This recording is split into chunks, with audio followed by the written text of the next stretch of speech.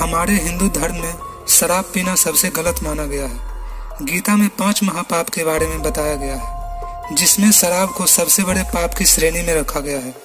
और साथ ही गीता में बताया गया है जो भी मनुष्य शराब का सेवन करते हैं उनके मरने के बाद उनके साथ नर्क में क्या गति होती। मांस खाना और शराब पीना। श्रीमद् भागवत गीता में शराब पीना सबसे बड़ा महापाप माना गया है। कहा जाता है शराब पीने वाला मनुष्य अपना तो नुकसान करता ही है, बल्कि वह शराब के नशे में दूसरों को भी गालियां देता है और उनका नुकसान पहुंचाता है। श्रीमद् भगवत गीता में बताया गया है इस शराब में कलयुग का वास होता है और कलयुग चाहता है कि इस युग के सभी लोग राक्षस प्रवृत्ति के हो जाएं।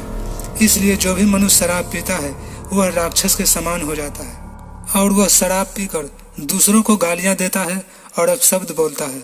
गीता में भगवान श्री कृष्ण अर्जुन से कहते हैं कि जब शराब मनुष्य के अंदर जाता है तब उसके अंदर से अच्छे विचार और संस्कार को नष्ट कर देता है। मनुष्य के अंदर बुरे विचार राक्षसी प्रवृत्ति को पैदा करता है। भगवान कृष्ण कहते हैं कि शराब पीने वाला मनुष्य राक्षस के समान है।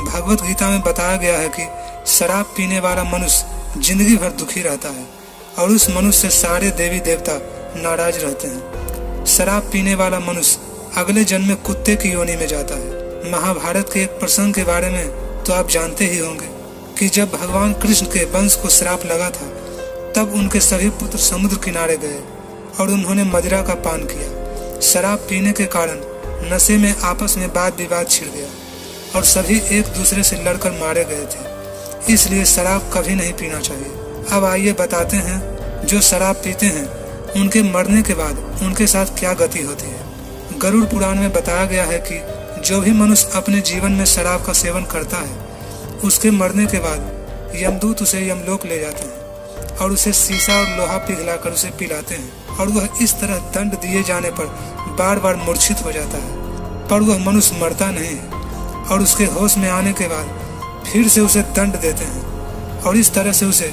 84 लाख वर्ष तक यातना देते रहते हैं। तो इसलिए कभी भी शराब का सेवन नहीं करना चाहिए।